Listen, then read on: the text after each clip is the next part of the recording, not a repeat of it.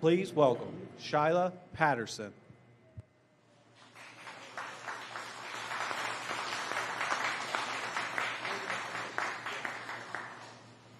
Hi, good afternoon, everybody. It's an honor for me to be here, and it's a great privilege for me to be able to greet all of you and introduce our special guest. I'd like to thank all of the employers, the community leaders, the students, and of course, the elected officials who are here today as part of this important event.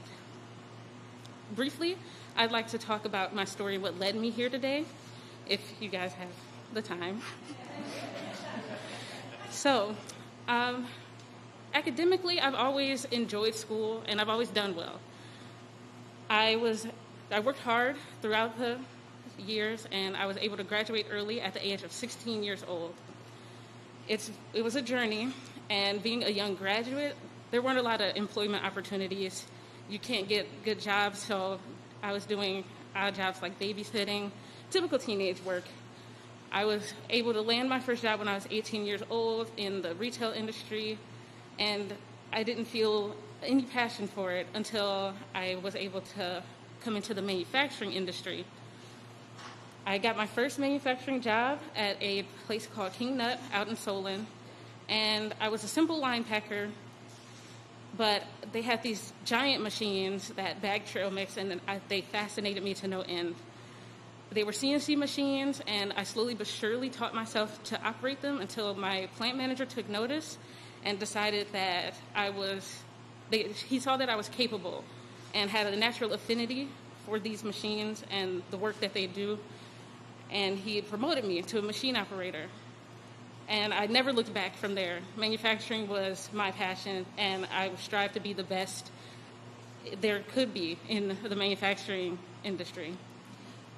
That's what led me to the ATA. My cousin recommended the program. She had successfully completed it the year prior. And at 19, I became a single mother, and with the thought in my heart that I wanted my daughter to see and do better, I joined the program, I contacted them, and it's been one of the best decisions I've ever made. I made it through the program, despite in the middle of the semester, the COVID pandemic hit the world and shut the school down. The program was very good at contacting all the students, keeping us all retained, and making sure we were able to finish successfully, and even worked with us afterwards for job placement. After that, I was put into the job at Hosemaster, working closely with the ATA staff until, the interview, and their contacts with Hosemaster and the manufacturing connections that they do have are what creates these opportunities. I'm very grateful for that. I recently was promoted at my position after I was put in as a fittings coordinator. I learned everything there is to know about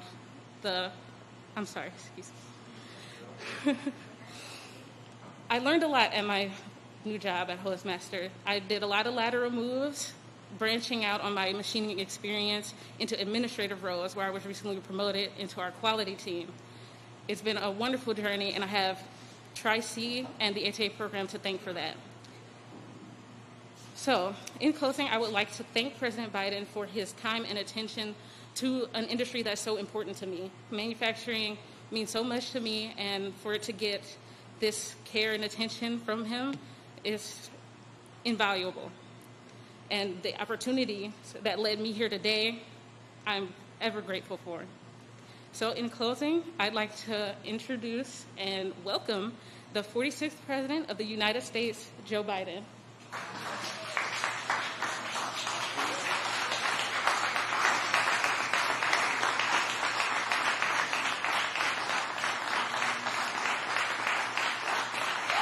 Thank you all. Thank you.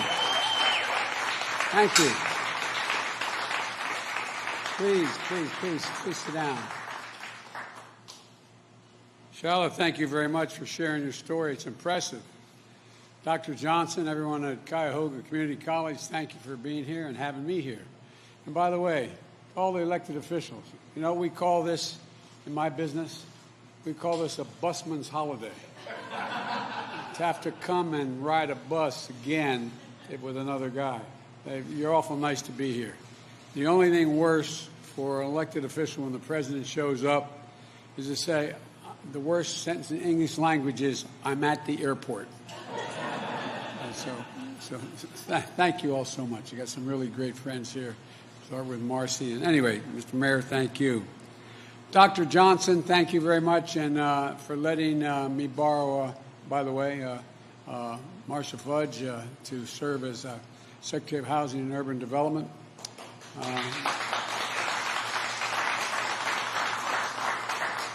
You know, certain places, just by chance and circumstance, can become markers in the course of your life or of the course of the nation.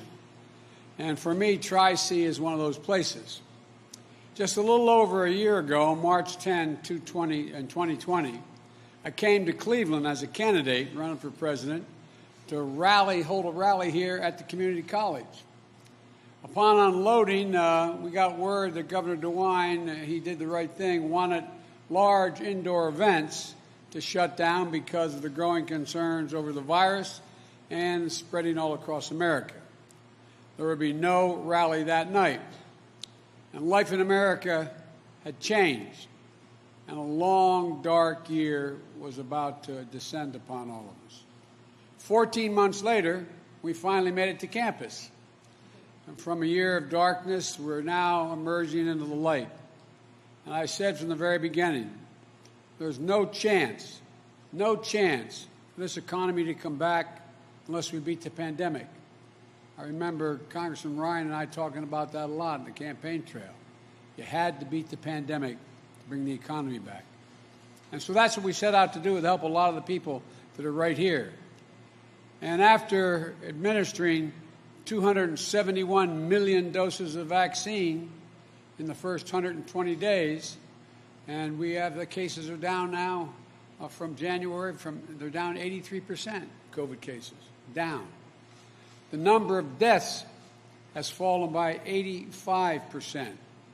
Schools are reopening, businesses are opening, restaurants are reopening, and I hear that as last night's vaccine lottery, Ohio has a new millionaire. I'll tell you what, who would have thunk it? $1 million for getting the vaccine. But it's working. Now 56% of Ohioans have had at least one shot. We've got to get to 70%. That's the goal. We've turned the tide on a once-in-a-century pandemic. We've turned the tide on a once-in-a-generation economic crisis. And families are beginning to be able to breathe just a little bit easier. We still have work to do, but our future today is as bright and as wide open as it ever has been. And now we're faced with a question. What kind of economy are we going to build for tomorrow? What are we going to do? I believe this is our moment to rebuild an economy from the bottom up and the middle out. Not a trickle-down economy from the very wealthy. That has never benefited people who are at this college or any other place where they're trying to make a living. To build an economy that rewards work, not just wealth. An economy that works for the backbone of this country. The people who get up every single day, work hard, raise their families, pay their taxes, serve their country, volunteer in their communities, just looking for a little bit of breathing room. My dad used to say, just a little bit of breathing room, honey. And Tim has heard me say this 1,000 times. My dad used to say, Joey, a job's about a lot more than a paycheck. It's about your dignity. It's about respect. It's about your place in the community. It's about being able to look your kid in the eye and say, honey, it's going to be okay. The last few months have demonstrated what that economy can look like. When our event here was canceled in March, our economy was on the brink of collapse. My mom used to have an expression, she'd say, you know, the greatest gift God gave mankind was the ability to forget. Because if it didn't do that, every woman would only have one child. But all kidding aside, The good news is we forget the bad times. That's the good thing about we Americans. We're always optimistic. But 10 months ago, we were in trouble. When I was sworn in, there were 10 million fewer jobs in America, and a lot here in Ohio. But in my first 3 months in office, the economy has added back 500,000 jobs per month. In fact, we've created, with the help again of the members of Congress that are here today, 1.5 million jobs, more jobs than have ever been created in the first 3 months of any presidency in the history of the United States. Before I took office, the average initial claims for unemployment insurance were over 830,000. This morning we learned that number has fallen below 460,000, cutting in half, and we're at the lowest level we've seen since March 2020, when the pandemic first struck. Before I took office, almost 24 million Americans were going hungry. Marcy's heard me say this before. Did you ever think you'd see people lined up for miles and miles and miles going into a stadium to get someone to put a box of food in their trunk? People who never, ever, ever, ever, ever, ever, ever thought they need that kind of help. Well, that number of hungry Americans, food-starved Americans, has dropped by 30%. Still too many, but there's clear progress. Before I took office, independent experts were projecting that our economy would grow at 3 to 4% in the year 2021. But they're now projecting that growth will be 6% or higher in 2021. The fastest growth in this country in 40 years. To sum it up, COVID cases are down, COVID deaths are down, unemployment filings are down, hunger is down, vaccinations are up, jobs are up, growth is up, people gaining health coverage is up, small business confidence is up. Put it simply, America's coming back. America's on the move.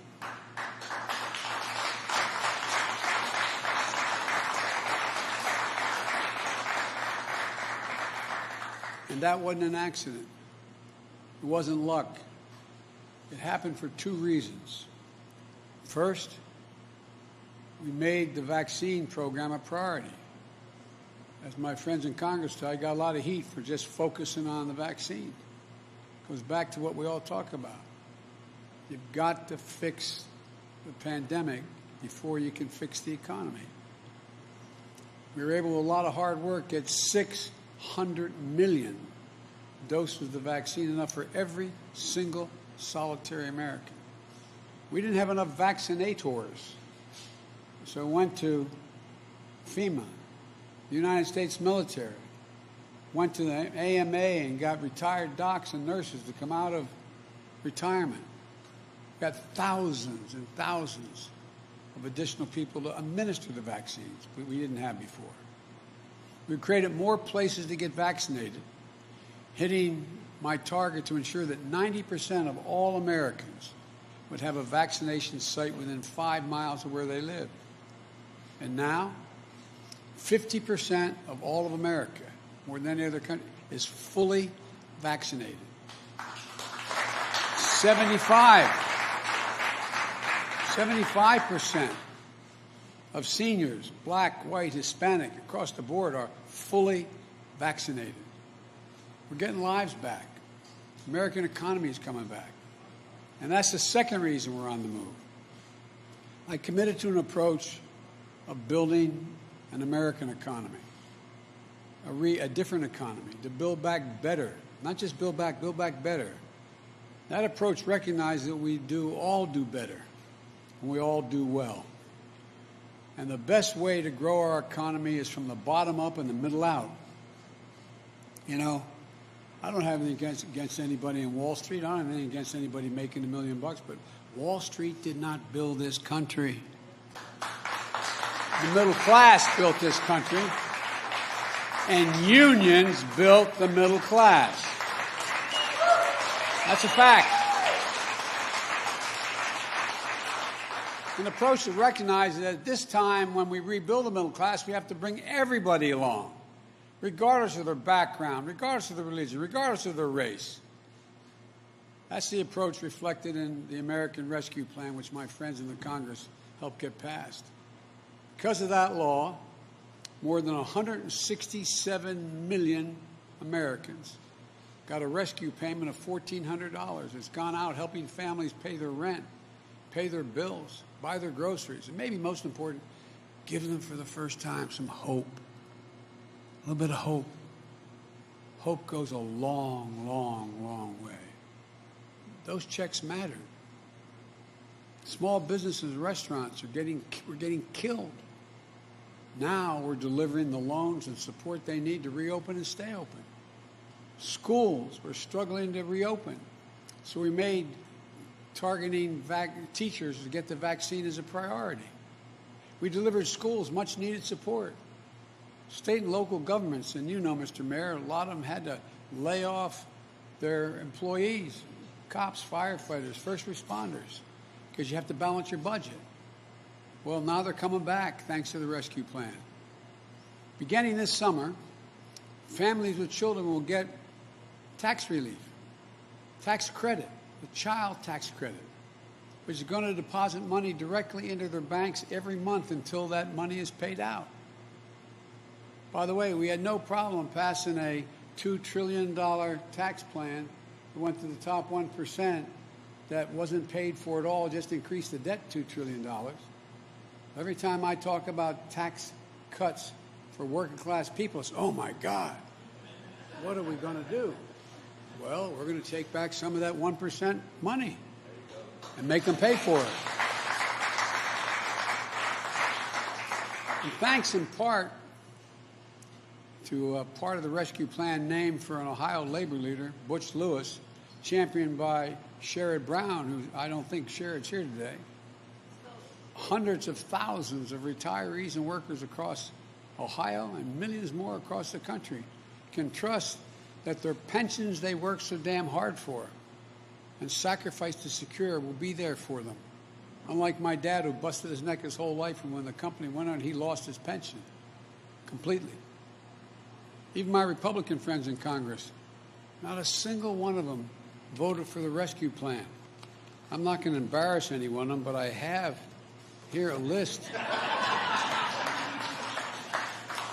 of how back in their districts they're bragging about the rescue plan. They touted the restaurant revitalization fund. They touted the fact that we're in a situation where they're dealing with touted grants to community health care centers. Touted, I mean, some people have no shame. But I'm happy. I'm happy they know that it benefited their constituents. That's okay with me. But if you're going to try to take credit for what you've done, don't get in the way of what we still need to do. The bottom line is this. The Biden economic plan is working. We had record job creation. We're seeing record economic growth. We're creating a new paradigm, one that rewards work, the working people in this nation, not just those at the top. We did a study. 85% of my jobs plan, or 95% of my jobs plan, you don't need a bachelor's degree. 75%, you don't even need a degree that's a community college degree. It helps. But guess what? The bottom line is that people are going to be going back to work. There's a new bargain. Everyone is going to be in on the deal this time. Now as our economy recovers, there's going to be some bumps in the road. We know that. Of course there will be. You can't reboot a global economy like flipping on a light switch. There's going to be ups and downs in jobs and economic reports. There's going to be supply chain issues, price distortions on the way back to a stable and steady growth. In the coming weeks, my administration will take steps to combat these supply pressures, starting with the construction materials and transportation bottlenecks and building off the work we're doing on computer chips. We're also announcing new initiatives to combat anti-competitive practices that hurt small businesses and families. Fixing those problems can help build more dynamic, innovative economy, and we're going to have a lot more to say about that in the days ahead. But this is already clear. We're on the right track. The American Rescue Plan laid a strong foundation for a new economy that brings everybody along.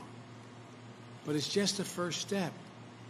We're going to build on the incentive and incredible progress that we've made and set America on a sustainable path to faster, more inclusive economic growth. We have to start investing in ourselves again, in the American people again. Consider this. 3 decades ago, the United States was number 1, and some would argue number 2 in the world for R&D spending, research and development, as a share of our economy. You know where we are now in the international competition? We're number 9. 9. Meanwhile, China was number 8, and their overall spending on research and development 3 decades ago, they're now number 2. Number 2. This past year, Japan, Canada, Italy, France, and the EU have announced significant infrastructure spending. China's announced that they're increasing their research and development spending dramatically. Japan is making huge investments in reducing carbon emissions and building out the digital capacity they have. The European Union as well. We're in a race to see who wins the 21st century. Now, if I could hold just for a second here, one of the things I've found, I'm supposedly, they'd always announced me in the past as an expert in foreign policy. Well, let me tell you something. Economic policy is harder than foreign policy. You know what the basis of foreign policy is in our stature in the world? One thing, our economic prowess. Our economic prowess. We must be number 1 in the world to lead the world in the 21st century. It's a simple proposition. And the starting gun has already gone off. We can't afford to fall any further behind. Now's the time to build the foundation that we've laid, to make bold investments in our families, in our communities, in our nation. We know from history that these kinds of investments raise both the floor and the ceiling of the economy for everybody. Like when we brought electricity to every household in the country in the 1930s, or we connected the country through the interstate highway system in the 50s. They created millions of jobs, good-paying jobs. They set the economy up to grow more quickly and share prosperity more broadly for decades to come. Those electrical poles and wires still help power rural communities 80 years after they were built. And it's time now to rebuild them. 1/4 of all the miles Americans travel on roads are in the interstate highway system, built 60 years ago. 60 years after we built it. These are generational investments. Private sector does not make these kind of investments. We've neglected that kind of public investment for much too long. The pandemic exposed just how badly we need to invest in the foundation of this country and the working people of this country. That's why I proposed the American Jobs Plan and the Americans Family Plan, the generational investments we need today to succeed for tomorrow. You know, as my wife Jill, who's been a teacher for a long time, she used to be about 10 years younger than me. Now she's 30 years younger than me. And she is in every way, God love her. She's the only first lady ever to work full-time. Full-time. She teaches 15 credits at the community college. 15 credits. She's a remarkable person. And she's out in Missouri right now and in Kansas doing other things, nothing to do with her job as a teacher. But my point is this. Jill has a constant refrain. Joey, any nation that out-educates us is going to out-compete us. It's a simple proposition. You know, think about this. One of the reasons that caused us to move ahead so significantly as a world leader, an economic leader in the world, was in the late 1800s, early 1900s, we're the first nation in the world to say, we're going to have 12 years of free, without any limitation, free education. 12 years. Now imagine if, and the rest of the world's caught up with us. and they've now passed us in many cases. Imagine if we were sitting today and say we're going to set up an education system. Does anybody think 12 years of education is enough for us to compete in the world in the second quarter of the 21st century? I'm not joking. Just consciously think about that. Is it enough? It's not. And so I'm proposing 4 additional years of education.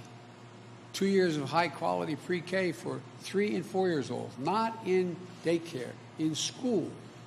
The studies show that if you do that, those children have an opportunity, a 56% better chance of going through all 12 years of school and beyond without getting in any trouble, no matter what the background or the family they come from, no matter what.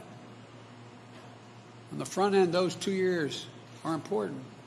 And then 2 years of free community college. Free community college. To better prepare our people to get these good-paying jobs of the future, jobs I saw students training for throughout the Manufacturing Technology Center. You know, we need to invest in transportation infrastructure. Drive anywhere, and you can see why we're rated 13th in the world in infrastructure. The United States of America is viewed to have the 13th best infrastructure in the world. Come on. This is the United States of America, for God's sake. We need to invest in universal, high-speed internet, more seamlessly connect our businesses and their customers, expand the possibilities of job opportunities in every hometown in America, no matter how big or small. And by the way, if you hold for a second, think about this. How many of you, men and women, have children who were doing remote learning? Think of all the children throughout the country in inner cities and in rural areas that had no internet connection. It's estimated that some of those kids are going to be pushed, although it's only been 1 year, 3 years behind in their education. Look, investment in high-growth industries like clean energy and electric vehicles. It's not just we want to deal with the environment. We want to lead the world in exports of these new technologies instead of ceding the global market and job creation to the Chinese. They're building 20 times as many electric vehicles as we're doing now. And the technology that goes with that. What are we doing? It's millions of jobs in China instead of here. It's not that the jobs we're going to create here, but that we're going to create to export the technology. We used to be the net exporter of major technologies. I also think, and I'm pushing very hard, to make major investments in medicines and cures of the future. Folks, diseases like Alzheimer's, diabetes, cancers, they're all on the cusp of being able to be dealt with. You know, if we don't do something about Alzheimer's in America, every single solitary hospital bed that exists in America, as the nurses can tell you, every single one will be occupied in the next 15 years with an Alzheimer's patient. Every one. Costing us in excess of $1 trillion. So what are we doing? I came up with an idea, and I think it's going to get done. And that is that, you know, there's a thing called DARPA, which is a Defense Applied Application Research. It's an outfit that came up with the Internet in the Defense Department, came up with geospacing and a whole range of things that are related to our security. I want to do the same thing at the NIH to focus on those diseases. It's estimated if we spend $5 billion a year on that research and development, focusing with insurance companies don't have the money to focus on. We can make significant breakthroughs. We're already doing that. Already doing that. If we invest, we can create millions of jobs. Rebuilding the foundation of a strong, fair, resilient, competitive economy and save hundreds of thousands of lives. 100% of our investment is going to be guided by one principle. Make it in America. Make it in America. If I can hold that for just a second, there is a law that was passed in the 30s, doesn't violate any trade principle, saying that whatever money, whatever program the taxpayers are paying for you can spend it all on American contractors. No one's ever done it, though. I promise you, I signed an executive order. If, in fact, we're building the new deck of an aircraft carrier, well, guess what? I get as president to let contracts over $600 billion a year. I promise you, there'll be no contract let to a foreign company or any of the product down the line. Right now what can happen is you can hire an American company and they can sublet to, and their downstream product can all be foreign. All you got to do is get that particular agency to say, you got an exception. We can't find that job here in America. Well, guess what? They're going to find the job here in America. I promise you, or they're not going to get the contracts. These jobs will be good jobs, American jobs that deliver good wages and dignity. And look, this is about choice. We can keep giving every break in the world to corporations and CEOs. Or we can raise the corporate tax rate back to 28%. It was, by the way, 36%. It came down to 28%, which is still lower than it was at any point between World War I and 2017. And they're making trillions of dollars. I'm going to tell you this to the press again. In the 10-year period between 14 and 24, between 10 and 20, 2010, 2020, they made over $1 trillion. I think that's good. You know what they did with $1 trillion? They went out and they bought back 56% of their stock. Because the more they buy back, the more valuable the stock, and that's how CEOs get paid. CEOs used to get paid 35, 36 times to the average employee, and they should get paid. Now it's over 370 times more than the average employee. As my mother would say, who died and left them boss? No, I'm serious about it. Now, so you got over 50% going to stock buybacks. And the other percent, I think it's 42%. Let me see, 56, it's 38% goes to dividends, which is reasonable. But here's the point. After all is said and done, that leaves 8% of that $1 trillion for research and development, salaries, new product, new enterprises, new initiatives. 8%. I come from the corporate capital of the world. Literally, more corporations are incorporated in the state of Delaware than any place in America. Combined, all the rest of the corporate registrations combined don't equal what's in my state. It used to be corporations felt they had responsibilities beyond their taxpayer, beyond their shareholders, and beyond their executives. But what is it now? Average CEO becomes a CEO for 6 to 7 years. And by the way, capitalism has incentives. One of the worst votes ever made was during the Clinton administration.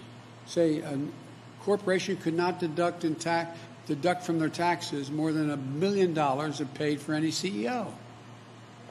So guess what they start doing? 80-some% of CEOs now get paid in stock options. Why do you think they buy back the stock? To raise the price of the stock. They're not bad guys. It's just the incentives. So if we just raise the corporate tax to 28%, which is still lower than where it was, I said, between World War I and 2017, that generates $90 billion additional dollars into the Treasury per year. That could put hundreds of thousands of people to work to modernize our roads, our bridges, our ports, our airports, and pay for it. Pay for it. Put people to work to make sure every American has access to high-speed internet so businesses can compete in the 21st century. Kids in every community can get ahead. Another choice. We can ask the top 1% of the taxpayers in America to pay the same tax rate they paid when George W. Bush was president. You know how much that would generate? That generates $13 billion per year, allowing every student in America to go to community college for free. When I was in the last administration that I was part of, Obama-Biden, the president asked me to find out what the major corporate entities thought was the most important thing they needed. We interviewed over 340, I think it's 348 CEOs. You know what they said? Every one of them. A better educated workforce. But they're not spending money to educate the workforce. So imagine what we do. Corporate America benefits with a better educated population. Do you want to give the wealthiest people in America another tax cut? By the way, I don't begrudge them the money they made. Just start paying your fair share, just a little bit. Consequence would help every high school graduate earn an education like students here at Tri-C, one that puts people on the path to good paying jobs and industries of the future. Look, I know you know what's best for America. And by the way, better educated public helps everybody. Look, my plan is the right way to invest, spreading key investments over time so we limit the price pressure. This is the right time to invest when we have historically low interest rates. Investing now with a plan to pay for it, that is fiscally responsible thing to do. Of course, there are critics out there who want to stand still. By the way, some of those critics are the same people who said that money was no object when it came, as I said, to that $2 trillion tax cut that went to the wealthiest 1% of America, who hold 30% of all the wealth in the country. But when we need to fix a road or a water system, or help millions of people return to the workforce by helping them afford child care or elder care, or help afford the ability to attend Tri-C, they think that's a bridge too far. Investing in America, again, is going to create growth, more jobs, but there's something else we have to do to ensure that high-quality jobs exist. We must restore the connection between the success of our economy and the people who produce that success, hard-working Americans. The connection has been severed. You all remember, it used to be the case in this country, when you were part of generating success of a company, you got to share in the benefits. That's long since gone, not a joke. And by the way, I'm a capitalist. But here's the deal. From 1948, after the war, to 1977, I think it was 1977, 79, productivity in America grew by 100%. We made more things. Productivity grew. You know what the workers' pay grew? By 100%. Since 1979, all that changed. Productivity has grown 4 times faster than pay has grown. The basic bargain in this country has been broken. If you work hard and contribute to the success of enterprise, you get to share in success. That's not the case anymore. So you can carve out your place in the middle class. That's how it happens. That's how it works in healthy capitalist economies. But along the way, we started seeing the stock market and corporate profits and executive pay as the sole measure of our economic success. Let me tell you something. My sole measure of economic success is how working families are doing, whether they have jobs that deliver dignity. That means we have to focus on wages like we used to. When it comes to the economy we're building, rising wages aren't a bug, they're a feature. We want to get something economists call full employment. Instead of workers competing with each other for jobs that are scarce, we want employers to compete with each other to attract work. We want the companies to compete to attract workers. That kind of competition in the market doesn't just give workers more ability to earn a higher wage, it gives them the power to demand and be treated with dignity and respect in the workplace. And it helps ensure that in America, when you walk into work, you don't have to check your right to be treated with respect at the door. Full employment also means more options and opportunities for workers, including Black, Hispanic workers, Asian American workers, women, who've been left behind in previous economic recoveries when the labor market never tightened up enough. Look, this isn't just good for individual workers. It also makes our economy a whole lot stronger. When American workers have more money to spend, American businesses benefit. We all benefit. Higher wages and more options for workers are a good thing. A lot of companies have done extremely well in this crisis, and good for them. Good for them. The simple fact is, though, corporate profits are the highest they've been in decades, and workers' pay is at the lowest it's been in 70 years. We have more than ample room to raise workers' pay without raising customer prices. Soaring corporate profits and stagnant wages aren't the American dream, and they aren't the American deal. Look, I'm not looking to punish anyone or to say business shouldn't be able to make a significant profit. I understand the risk and challenges business owners face, and they should be rewarded for their success and the risks they take. I just think after decades of workers getting a raw deal, it's time they be given a fair shake.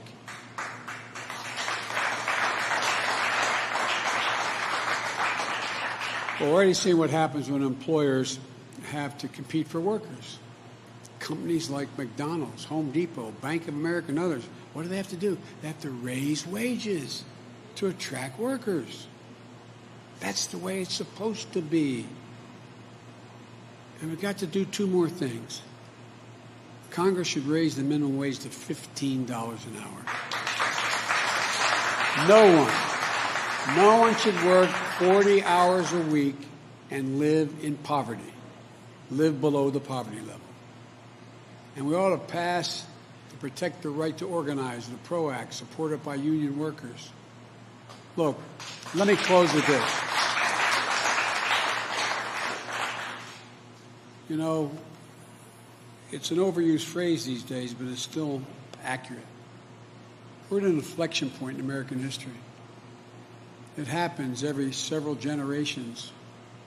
We have a chance to seize the economic momentum of the first months of my administration, not just to build back, but to build back better. And this time we're going to deal everyone in. Everyone has been left out, and breathe new life into the middle class and new hope into those struggling to break into the middle class. We have a chance to make investments that Moody's, not a liberal think tank, Wall Street, Moody's, says my plan will increase the size of our economy by $4.5 trillion. Moody's, $4.5 trillion over the next decade, and create well over 16 million new good-paying jobs. If we make these investments now, in 50 years, people are going to look back, and not even that long. Your children or grandchildren will look back and say, this was the moment when America won the future. Won the future. Folks, I've said it 1,000 times and mean it from the bottom of my heart. There's not a single thing America can't do when we do it together. Never. We're the only country in the world that is, when we set our mind to something, that never, ever, ever failed. This is an opportunity for the wealthy to stay wealthy, the poor to have a shot in the middle class, and the middle class able to breathe more easily. That's what this is about. But this time, bring everybody along. Everybody. Thank you. God bless you, and may God protect our troops. Thank you. Thank you.